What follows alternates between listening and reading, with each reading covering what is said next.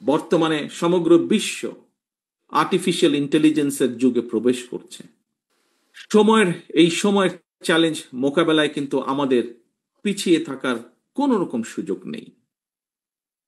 এই সময়ের চাহিদার দিকে লক্ষ্য রেখে বিএনপি ইতিমধ্যেই বিভিন্ন সেক্টরকে চিহ্নিত করে সুনির্দিষ্ট এবং সুচিন্তিত পরিকল্পনা বা পলিসি নির্ধারণ করছে। হাজারো শহীদদের আত্মত্যাগের বিনিময়ে ইতিহাসের নৃশংসতম এক ফ্যাসিস্টের পতন এবং পলায়নের পর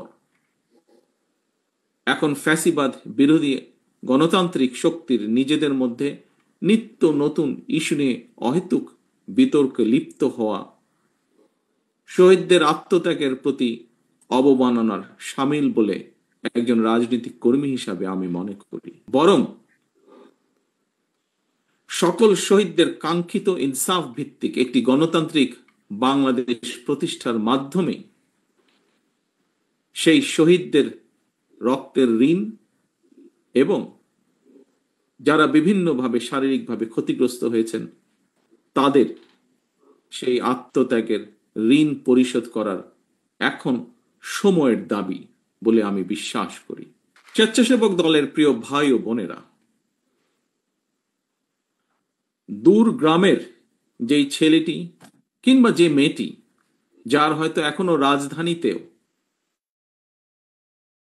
আসার প্রয়োজন পড়েনি বা আসেনি, কিংবা আমরা শহর অথবা গ্রাম যারা যেখানেই বসবাস করি না কেন, তথ্য প্রযুক্তির অবাধ প্রবাহের কারণে সমগ্র বিশ্ব এখন, যেমন আজকে আমি আপনাদের সামনে এখানে উপস্থিত আছি তথ্য প্রযুক্তির কারণে, সমগ্র বিশ্ব এখন সবার হাতের মুঠোয়,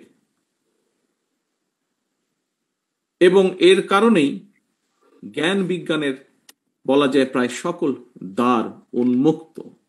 সবার সামনেই বিশ্ব নাগরিক হয়ে ওঠার একটা সুযোগ এবং সম্ভাবনা কিন্তু বিদ্যমান তথ্য প্রযুক্তির কারণে।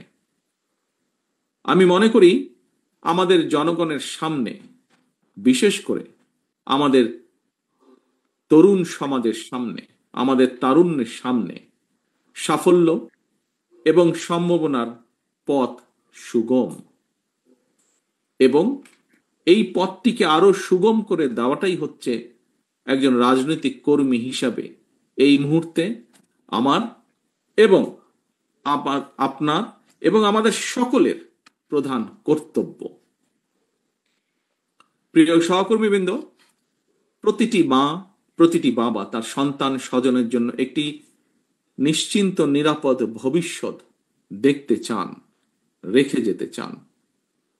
প্রতিটি বাবা বা মায়ের চাওয়া পাওয়া কিংবা প্রত্যাশা পূরণের লক্ষ্য নিয়েই আমাদের প্রিয় দল বাংলাদেশ জাতীয়তাবাদী দল আগামী দিনের সকল রাজনৈতিক পরিকল্পনা এবং কর্মসূচি গ্রহণ করছি বা পরিকল্পনা সাজাচ্ছি আমরা।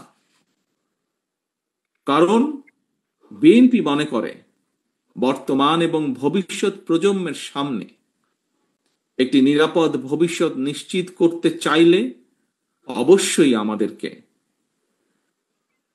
প্রচলিত ধারার রাজনীতি থেকে বেরিয়ে আসতে হবে।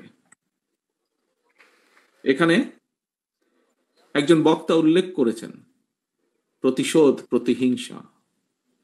ইয়েস, প্রতিরোধ, প্রতিহিংসা কিংবা কথামালার রাজনীতির পরিবর্তে বাস্তবধর্মী পরিকল্পনা গ্রহণ এবং বাস্তবায়নের মাধ্যমে প্রচলিত রাজনীতির ধারার গুণগত পরিবর্তন ঘটাতে হবে।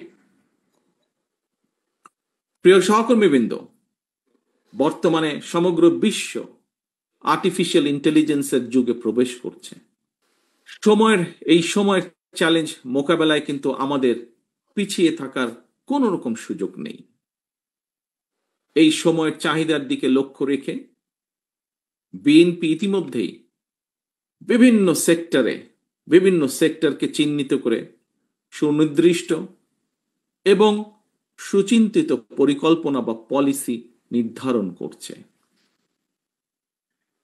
শিক্ষার্থীরা স্কুল, কলেজ কিংবা বিশ্ববিদ্যালয়ে পড়াশোনা শেষ করার পর অথবা একাডেমিক শিক্ষার যে কোনো পর্যায়ে বিভিন্ন কারণে, পারিবারিক বা সামাজিক বিভিন্ন কারণে, আমাদের দেশে যেটা অনেক ক্ষেত্রেই হয়ে থাকে, কোনো কারণে ড্রপ আউট হলে একজন শিক্ষার্থীকে আর যাতে বেকার জীবন কাটাতে না হয় অথবা বেকারের অভিশাপের মধ্যে বেশি দিন কাটাতে না হয়, সেই পরিকল্পনাকে সামনে রেখেই শিক্ষা কারিকুলামে স্কুল পর্যায় থেকে বিশ্ববিদ্যালয় পর্যায় পর্যন্ত অন্তত একাডেমিক স্টাডির পাশাপাশি ব্যবহারিক এবং কারিগরি শিক্ষা অন্তর্ভুক্ত করার পরিকল্পনা বা সিদ্ধান্ত আমরা গ্রহণ করেছি বিএনপির পরিকল্পনার মধ্যে। বর্তমান এবং ভবিষ্যৎ প্রজন্মকে আজ এবং আগামী দিনের প্রতিযোগিতায় যোগ্যতম হিসাবে গড়ে তোলার লক্ষ্যে বিএনপির উদ্যোগে ইতিমধ্যেই একটি শিক্ষা বিশেষজ্ঞ টিম শিক্ষা কারিকুলাম আধুনিক বা মডার্নাইজ এর প্রস্তাব এবং পদ্ধতি নিয়ে কাজ করছে। এই টিমের মধ্যে আমাদের দলের যারা এই ব্যাপারে এক্সপার্ট তারা যেমন আছেন, একইভাবে এ ব্যাপারে বেশ কয়েকজন বিশেষজ্ঞ কাজ করছেন যারা হয়তো আমাদের দলের সদস্যও নন, কিন্তু তারা দেশের জন্য কন্ট্রিবিউট করতে চান, এরকম মানুষ কাজ করছেন।